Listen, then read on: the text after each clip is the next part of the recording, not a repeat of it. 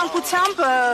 նիստը դռնփակ ռեժիմով անցավ, այսօր Նիկոլ Փաշինյանը հերթական անգամ պնդում էր, որ ժողովրդավարության եւ թափանցիկության սկզբունքներով են առաջնորդվում, դա այս հակասության մեջ չի։ Եթե նկատեցիք հարգելի լրագրողներ եւ ըստ էության դուք ներկա եք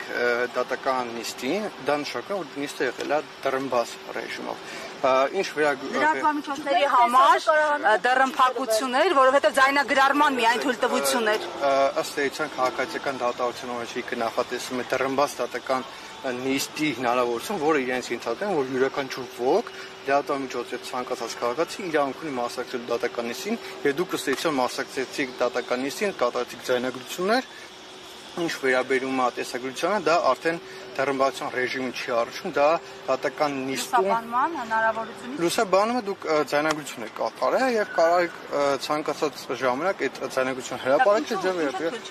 նպատակարար չեմ գտնում ուղղակի բոլոր դատական նիստերով ձայնագրություն եք չի իրականացել եւ ըստ էության բայց ուղիղ եթերի հնարավորություն է ընձեռվում եւ ուղիղ տարբերություն ձայնագրության մեջ եւ հանրային հետաքրքրություն ունեցող գործերը սովորաբար պետք է լուսաբանվեն ամբողջական եւ հանրությունը պատկերացում կազմի, ոչ բոլոր քաղաքացիները կկարդան այս մեր հրապարակումները կամ գուցե հնարավորություն չունենան ընթերցել եւ այլն։ Ամեն դեպքում իրավունքը էս իրավունքն։ Դա բաներսա ժողովրդավարության եւ թափանցիկության առումով դուք ինչպես եք գնահատում ժողովրդավարությունը ու թափանցիկությունը նաեւ այս հանգամանքով պայմանավորված։ Շատ նորմալ եմ գնահատում, այսինքն նկատի ունեք, որ վարչապետի կողմից հայցը ներկայացնում։ Այո, որովհետեւ մենք ես հենց նոր նայում էի հայկական ժամանակը, այնտեղ search-ի որոնման բաժնում կարող եք գրել օդում կախված լուրեր եւ կբերի տարբեր հրապարակումներ, որոնք հեղինակել է հենց Փաշինյանի ընտանեկան կայքը։ Ձեզ համար տարօրինակ չի, որ այն ժամանակ կարելի էր, այս ժամանակ չի կարելի, կամ ինչ կարելի է ձեզին չի կարելի եզի։ Չէ, կարելի չկարելի լինելու հանգամանքին չի խոսքը վերաբերում է դրա իրավական արժեքին, այսինքն ինչ նշանակում չէ, իրավական որակմանը 1087 պրիմի կոդվածը ընդունվել է մինչև ըստ էության 2018 թվականը եւ ինչան նախադեсում 1087 պրիմի կոդվածի 6-րդ մասը, որ անձը կարող է ազատվել պատասխանատվությունից, եթե հղում է կատարում աղբյուրին, տեղեկատվության աղբյուրին։ Եվ երկրորդ կախված լուրերի շարունակություն սպասեք։ Երկրորդ բարբերության համաձայն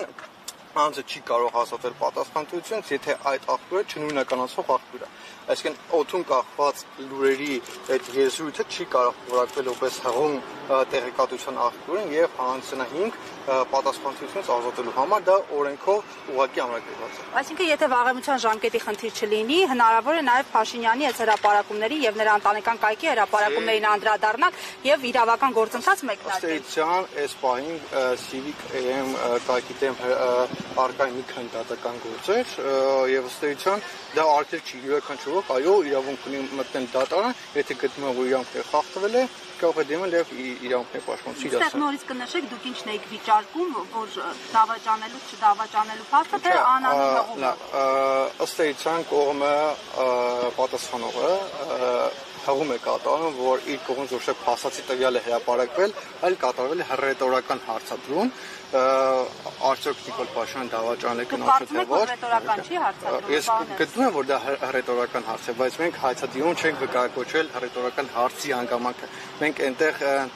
հոդված ունի ավելի կոնկրետ փաստական հանգամանքների վերաբերյալ հղում, մենք այդ փաստացի տվյալներն ենք մեջ բերել եւ դիտարկել ենք, որ դրանք ոչ թե հռետորական հարց են, այլ կոնկրետ տեղեկատվությունը որոշակի գործողության կամ անգործության վերաբերյալ։ Համատեքստից դուրս դիտարկումն է ըստ Չէ, լուրերի համաձայն։ Հա, տեսեք, երբ որ ընդհանրապես մեկ հատված համատեքստից դուրս է կանել, չի կարող ամբողջ հոդվածը համարել զրպարտություն։ Ես էլի եմ ասում, եթե հոդվածը վերջանա հետևյալ հարցով, արդյոք Նիկոլ Փաշինյանը դավաճանում Նիկոլ Փաշինյանը թե ոչ, եթե չտարածվի այդ տեղեկատվություն, դա բնականաբար զրպարտություն չէ լինի։ Քաղաքացիական օրենքի 1087 պրիմի կոդվածի իմաստով, բայց եթե այնտեղ դիտարկում կա, այսպես նշում կա, որ համառ լուրեր են պատտվում, որ դուք դավաճանել եք, դա արդեն համարյա փաստացի տվյալ եւ չեն պատտվում այդ լուրերը։ Դե էլի ես հիշեցում 1087 պրիմի կոդվածի 6-րդ մասի 2-րդ բարբերությունը, որ դա չնույնականացող աղբյուր է, եթե հղում կատարել կոնկրետ աղբյուրի, բայց համանդրական դատարանի նախադեպային որոշում կա, որ կոնկրետ աղբյուրը առանց բացահայտելու կարող են նաև այո, 9-րդ մասը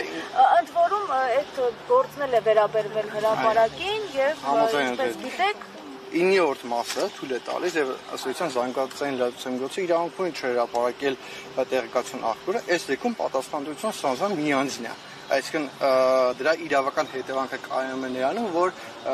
ըստ էության տեղեկատվություն տարածողն է ստանձնում պատասխանատվությունը։ Այ օրինակ նույն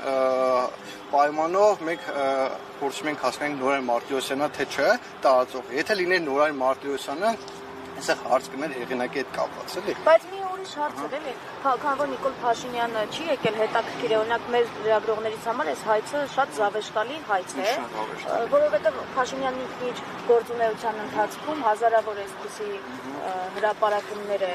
արել եւ բացի դրանից մենք էլ բազմիցս այդ իրավունքից օգտվում ենք եւ նաեւ զավեշտալին այն է թե չի ապացուցվում օրինակ ինչով է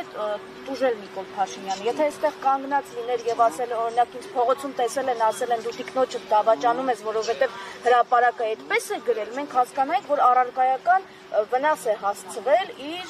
այսպես ասած բարի համբավին այսինքն պնդում եք որ հրապարակված նյութը չի արտարում հայցորի պատիվն արժանապատվությունը հարցադրում է որին հնարավորություն ուներ Փաշինյանը պատասխանել հարցի համար ըստ էության հենց հայցը դիմովել է վկայակոչը եւ հենց հոդվածում նշվում է որ այս հարցի բարձրացումը կարեւոր է երկրի ղեկավարի բարոյական որակները հասկանալու համար այսինքն եթե պայմանականորեն այդ տեղեկատվությունը հասածի նույն հաջողությամբ անձի ոչ միայն վարչապետը, այլ ցանկացած յուրաքանչյուր ոքի մասնավոր կյանքի վերաբերյալ ամուսական անհավատարմության, հասարակական ընտանեկան անձնական կյանքում էթիկայի կանոնին հակասող որևէ գործողությունը հանգեցնում անձի պատվի եւ արժանապատվության պարարտավորման ըստ էության եւ հենց այս հոդվածի հրապարակմամբ եւ հենց այդ հոդվածում արված արտահայտությունների մասով այո վարչապետը պետք է լինի բարեբար եւ նա որոշակի բարոյական չափանիշ եւ ուղիղ շեշտը դրվում է հենց անձի պատվին ու արժանապատվությանը եւ մենք հենց այդ հանգամանքն ենք վկայակոչել որ այո նպատակ է ունեցվել որ նպատակ է եղել ըստ էության վիրավորելու արատավորելու Պաշտոնյաները պետք է պատրաստ լինեն ցանկացած հարցադրման եթե այդ հարցադրումը կա նաեւ հանրության մոտ եթե այդ հարցադրումը կա հիմա հղում է արվում լուրերի, որոնք հանրության շրջանում պտտվում են եւ այսպիսով վարչապետը պետք է նաեւ հասկանա, որ կարող է նաեւ իր անձնականին վերաբերող հարցադրումներ լինեն։ Հիմա այստեղ խնդիրը ո՞րն է, եթե պատրաստ չեն այդ ամենին այստեղ լրագրողը ինչ անի, լրատվամիջոցը ինչ անի։ Շնորհակալություն հարցի համար, դարձել նա բարձրաբանում տամ, դուք շեշտեցիք, որ այո, անձը հանրային դեմք է եւ պետք է պատասխանի ցանկացած քննադատությանը, բայց հարցադրմանը եւս հարցադրում եթե ես նշեցի, եթե ի սկզբանե ավարտվեր հարցադրմամբ, ըստ էության կվերջանա այստեղ զրպարտության գործ չլինի։ Բայց նաև նշեմ հանգամանք, ես նաև դատական ընթացքում վկայակոչեցի Մարտիրոսյանի եվրոպական դատանի այն դիրքորոշումը, որ արդյոք այդ հարցը կարող է համարվել հանրային հետաքրքրություն ներկայացող հարց թե ոչ, եւ ըստ էության անձի մասնավոր կյանքի վերաբերյալ տեղեկատվություն չի կարող հանձնալ հանրային հետաքրքրություն ներկայացող հարց, որքան հայտնի է որ լինի, այսինքն անկախ անձի հայտնի լինելու հանգամանքից, պաշտոնյա լինելու հանգամանքից որևէ անձ չի կարող տարածել տեղեկատվություն անձի մասնավոր կյանքի վերաբերյալ։ Այլ կարող է լինել, օրինակ, չգիտեմ, հանրային հետաքրքրություն ներկայացող հարց կարող է լինել առողջության վերաբերյալ բնակավարի հարցերը, այն բոլոր հարցերը, որոնք կարող են նպաստել հանրության անձնական ես վկայակոչեցի դրա համար ես վկայակոչեցի Վան Հանովեր ընդդեմ Գերմանիայի Մարտիրոսյանի եվրոպական դատանի կողմից կայացված նախադեպային որոշում, որը ընդգծում որ համասնավոր կյանքի վերաբերյալ տեղեկատվություն չի կարող հանձնել ամբողջ աշխարհում պաշտոնյաների այդ թվում անձնական կյանքը հանրության հետաքրքրության շրջանում է եւ սա չի կարող շրջանցել Հայաստանի շատ լավ է վկայակոչում ամբողջ աշխարհը ես էլ վկայակոչում Մարտիրոսյանի եվրոպական դատանի կոնվենցիան, որը ըստ էության որոշում կայացել է Գերմանիայի դեմ եւ հենց Մարտիրոսյանի եվրոպական դատանը քննարկում է Եվրոպայում քննարկող գործը եւ դա իրենց ենթադրում որ ամբողջ աշխարհում չի կարող տարածել տեղեկատվություն անձի մասնավոր կյանքի վերաբերյալ անկախ այդ մարդու հանրային պաշտոն զբաղեցնելու հանգամանքով։ Փաշինյանը ինչի է բարբերաբար անում։ Փաշինյանը բարբերաբար տեղեկացում է տարածում։